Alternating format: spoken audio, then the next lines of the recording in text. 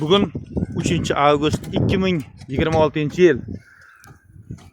Bu meni hududim emas, bu meni joyim emas degan fikrdan yiroq bo'lgan Muborak issiqlik elektr markazi ishchi xodimlari mana Muborak shahridagi yoshlik mahalla fuqarolar yig'inida obodonlashtirish ishlarini tashkil etishga hormanglar, yaxshimisizlar?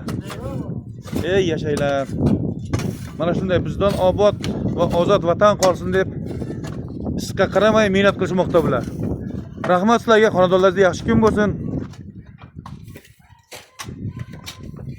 Mustaqilligimizni 35 yilligi muborak bo'lsin.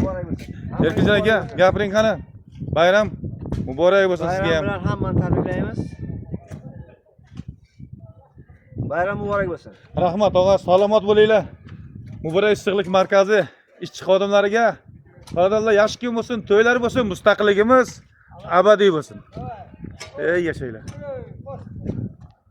Mana ko'rsak bular ertalabdan beri ishlashyapti. Mana soat 8:30 ga ishni boshlashgan.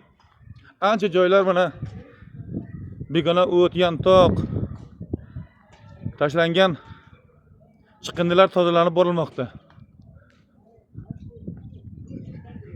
Mana ko'rib turishingiz mumkin. Yantoqlar chopilgan.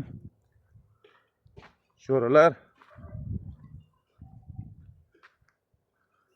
Bu ishda bevosita albatta Respublikamiz prezidenti, viloyatimiz hokimi, qolaversa Muborak tuman hokimining topshiriq ko'rsatmalari asosida hamma joylarda, nafaqat shaharda, tumanda, har bir oilada, xonadonda ana shunday obodonlashtirish ishlari o'tishi kerak. Albatta bu vatan bizniki, barchamizniki. Azizlar, yurtimiz chiroy ochib boraversin.